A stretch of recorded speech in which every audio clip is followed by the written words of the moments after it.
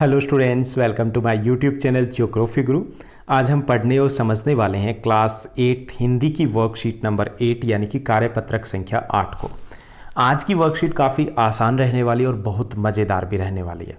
आज की वर्कशीट में हम बस की यात्रा करेंगे, यानी कि हम बस की यात्रा पार्ट है उसको हम पढ़ने वाले हैं, उसको हम जारी रखने वाले हैं। आज हम जानेंगे कि क्या बस ने लेखक को उनके मित्रों को मंजिल तक पहुँचाया या फिर बीच में ही अटक गई।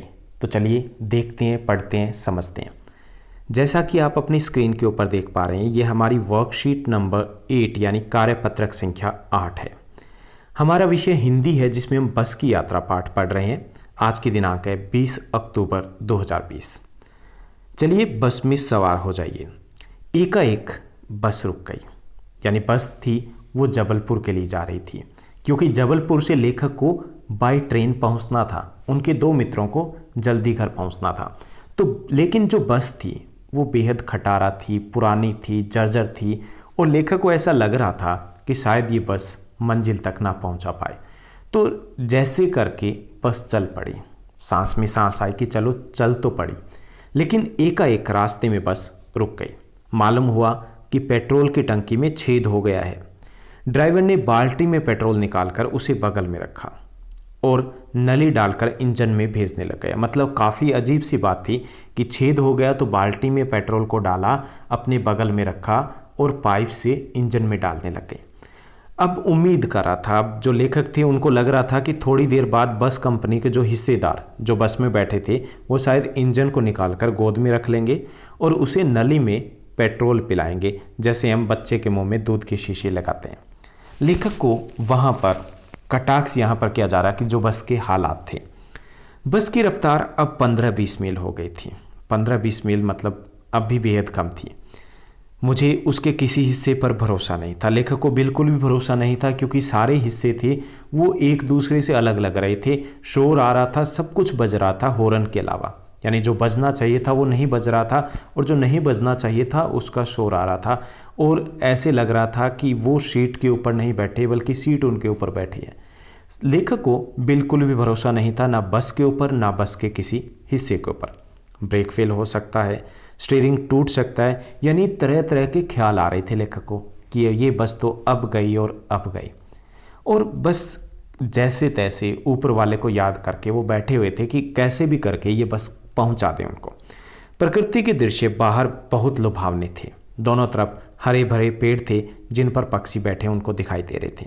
मैं हर पेड़ को अपना दुश्मन समझ रहा था। लेखक था वो हर पेड़ को अपना दुश्मन समझ रहा था, क्योंकि जो भी पेड़ आता तो डर लगता था कि इससे बस टकराएगी। क्योंकि लेखक को भरोसा नहीं था बस के ऊपर, ना स्टीयरिंग के ऊपर भरोसा था, ना ही बस के ब्रेक के ऊपर भरोसा था। जब एक पेड़ निकल जाता तो दूसरे पेड़ का इंतजार रहता। झील दिखती तो कभी कभी लेखक को ख्याल आता कि कहीं बस इसमें गोता ना लगाते, कहीं बस ब्रेक फेल होने के कारण झील में ही सीधी की सीधी ना समा जाए। तो लेखक है बड़े व्यंग्यपूर्ण तरीके से बस और उसके बुरी हालात का वर्णन कर रहा है। एकाएक बस फिर से रुक गई। ड्राइवर ने तरह तरह की तरकीबें की पर नहीं चली। इस बार सविनय अवज्ञा आंदोलन शुरू हो गया था। एक तरीके से बस ने आगे बढ़ने से मना कर दिया। कंपनी के हिस्सेदार कह रहे थे कि बस तो फर्स्ट क्लास है जी, बस आज तो इत्तेफाक की बात है कि ये रुक गई, अदरवाइज़ तो हम रोज़ ही जाते हैं, कभी कोई समस्या ही नहीं आती। क्षीण चांदनी में वृक्षों की छाया के नीचे वह बस बड़ी दयनीय लग रही थी। क्षीण का मतलब है कमज़ोर, यानी कि थोड़ी कम चांदनी रोशनी थी रात के समय में और वृक्षों की छाया थी, उसमें वो बस खड़ी हुई दयनीय लग रही थी। लगता था जैसे कोई वृद्धा चक्कर आकर या थक करके बैठ गई हो। हमें ग्लानि हो रही थी। उन्हें ऐसा लग रहा था कि बेचारी पर लदकर हम चले आ रहे हैं, कि जैसे बस की तुलना यहाँ पर वृद्धा से की गई है, क्योंकि बस है वो खटारा है, बहुत पुरानी है, तो उसको वृद्धा माना गया। और लेखक को लग रहा है कि वो साइड में रुक इसलिए गई क्योंकि वो थक गई है और उन्हें ग्लानि हो रही है कि हम इसके ऊपर पर बैठे हैं, यानी उन्हें वृद्धा समझा जा रहा है। एक तरीके से ताना कटाक्ष व्यंग किया जा रहा है यहाँ पर। अगर इसका प्राणांत हो गया तो इस बयान में हमें इसकी अंत्येष्टि करनी पड़ेगी। अब लेखक यहाँ पर फिर से कटाक्ष करता है कि अगर इसका प्राणांत मतलब कि अगर ये खराब हो गई तो इस बयान मतलब सुनसान जगह पे, इस जंगल में इसका अंत्येष्टि भी हमें ही करनी पड़ेगी। तो यहाँ पर लेखक है वो कटाक्ष किए जा रहे हैं बस की खराब जर्जर हालात के ऊपर। हिस्सेदार साहब हैं, उन्होंने इंजन को खोला और कुछ ठीक किया, बस फिर से चल पड़ी।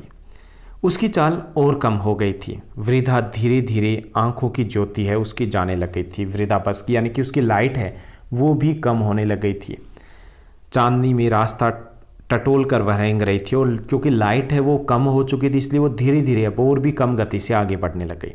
आगे या पीछे से कोई गाड़ी आती दिखती तो वह एकदम किनारे पर खड़ी हो जाती थी और कहती थी, निकल जाओ बेटी, अपनी तो वह उम्र ही नहीं रही।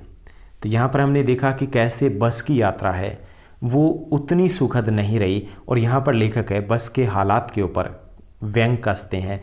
व्यंग के द्वारा हमें बताते हैं कि बस के हालात कैसे थे। अब हम प्रश्नोत्तर की तरफ बढ़ते हैं। आज की इस वर्कशीट में आसान से 6 प्रश्न दिए गए हैं। पहला जो प्रश्न दिया गया है कि बस अचानक क्यों रुक गई।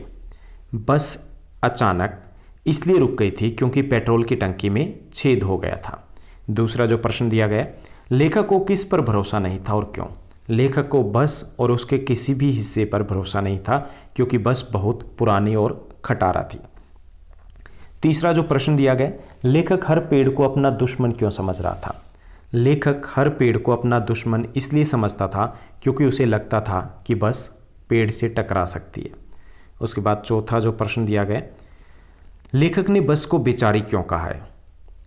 बस बहुत पुरानी और जर्जर थी इसलिए लेखक ने बस को बेचारी कहा है। पांचवा जो प्रश्न दिया गया, बस की तुलना वृद्धा से क्यों गई है, अपने शब्दों में लिखिए। बस पुरानी और खटारा होने के कारण इसकी तुलना वृद्धा से की गई है। उसके बाद छठा जो प्रश्न है, हमें एक गतिविधि दी गई है कि आप इस पूरे पाठ से ऐसे और वाक्य वो ढूंढ कर लिखिए जिनमें व्यंग हो। तो यहाँ पर हमने कुछ वाक्य लिखे हैं, आप इनके अलावा कुछ और वाक्य भी लिख सकते हो। जैसे पहला है कि बस बड़ी दयनीय लग रही थी, तो यहाँ पर व्यंग है। बस पूजनीय थी, यहाँ पर भी व्यंग है। हमें ग्लानि हो रही थी कि बेचारी पर हम लद कर आ रहे हैं। और यहाँ चौथा जो वाक्य है कि धीरे धीरे वृद्धा की आंखों की ज्योति जाने लगी। तो ये काफ़ी सारे, या यूँ कहिए कि पूरे पाठ में व्यंग है। तो आप और भी अगर वाक्य बनाना चाहें तो आप अपने पाठ में से वो वाक्य उठा करके यहाँ पर लिख सकते हैं। तो ये थी हमारी आज की आसान सी वर्कशीट जिसमें हमने बस की यात्रा का लुत्फ लिया। हो सकता है कि आपको भी उतना ही मजा आया जितना कि लेखक को आया होगा। ऐसे ही हमारे साथ बने रहिए, खूब पढ़िए, खूब मेहनत कीजिए और साथ ही साथ एक छोटा सा कमेंट भी कीजिएगा कि हमारी वर्कशीट आपको कैसी लगती है। और इस चैनल को अपने फ्रेंड्स के साथ शेयर भी कीजिएगा। चैनल को लाइक, शेयर, सब्सक्राइब कीजिएगा। और हाँ, कमेंट में आप बताइएगा आपका स्कूल कौन सा है। Thank you, bye bye, have a nice day.